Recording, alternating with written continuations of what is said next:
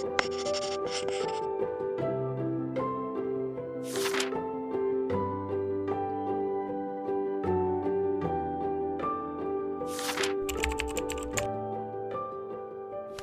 lengkapnya Fani Tuti Handayani. Kalau dengan gelar, depannya ada dokter gigi, belakangnya ada M.Med. Sp.Ort. Jadi dimulai dari sekolah yang tidak sengaja jadi dokter gigi, lulus. Setelah lulus mengalir, karena saya asli orang Purwokerto, saya kembali ke sini. Dari awal saya lulus, saya praktek di klinik PMI Adiaksa, Jalan Adiaksa Purwokerto. Ya, terus diundang untuk mendirikan kedokteran gigi waktu itu, karena saya di tempat praktik juga bergabung ke organisasi profesi di PDGI. Saya kebetulan praktek di klinik yang mengedepankan kemanusiaan. Saya beruntung sekali mengenal praktek dokter gigi itu di klinik Palang Merah Indonesia ya, di klinik PMI, yang memang orientasi dan visi misinya yang paling tinggi adalah mengedepankan kemanusiaan. Jadi saya beruntung sekali bahwa sifat, sikap, perjalanan praktek saya itu dibentuk oleh visi misi tersebut juga gitu.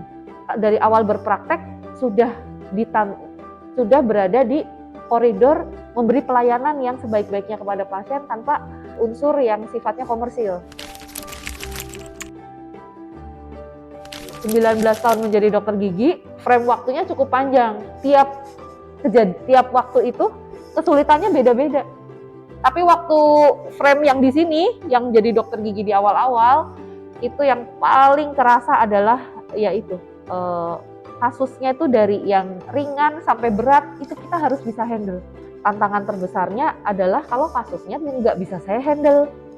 Misalnya pernah waktu itu mencabut gigi bungsu di pojok kanan atas, tuberositas maksilarisnya ke bawah waktu itu karena ternyata terjadi perlengketan akar.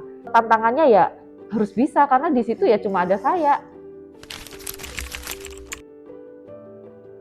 Jadi pasien zaman sekarang sama zaman tengah sama zaman dulu beda. Nah, komunikasi efektif yang macam apa? Menurut saya harus ngikutin perkembangan zaman. Ibaratnya kalau dulu itu karena saya kerjanya di klinik yang bisa dibilang seramai itu ya, itu to the point banget. Ini kenapa giginya gitu? Ya, nah tentu sekarang nggak bisa digituin. Kalau sekarang pasien nggak mau komunikasi yang singkat, maunya dijelasin obatnya apa, dan saya mengalami di fase itu ya. Aspek menjelaskan sejelas-jelasnya itu harus, dan itu hak pasien untuk mendapat penjelasan yang sejelas mungkin. Nah, justru aspek memberikan kontribusi ke lingkungan, ke masyarakat lebih banyak dari sisi dosen. Apa yang masyarakat butuhkan ya, pengetahuan, informasi kedokteran gigi yang harus sifatnya kita terjun ke masyarakat, banyak diaplikasikan lewat kegiatan-kegiatan dosen kalau saya. Penelitian mahasiswa, terus penyuluhan tentang aspek maloklusi, gigi yang tidak rapi dan lain-lain di SMP 2, di SMA 1 Purwokerto, di masyarakat, itu ada kegiatan itu.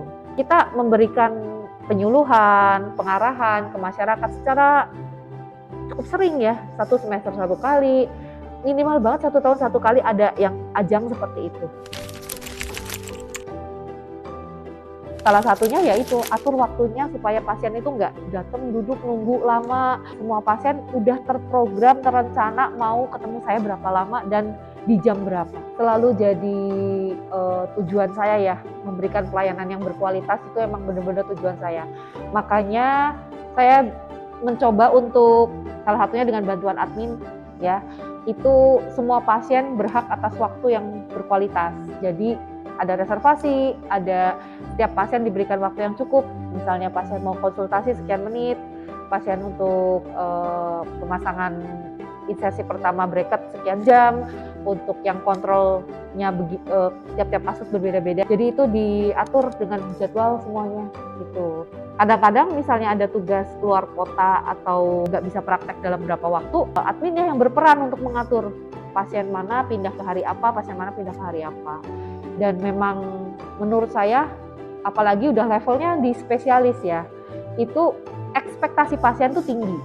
Dari pengalaman saya mengikuti sekian lama praktek, semua manusia yang dihadapi itu pada akhirnya memang perlu ditolong. Saran saya cuma itu doang deh.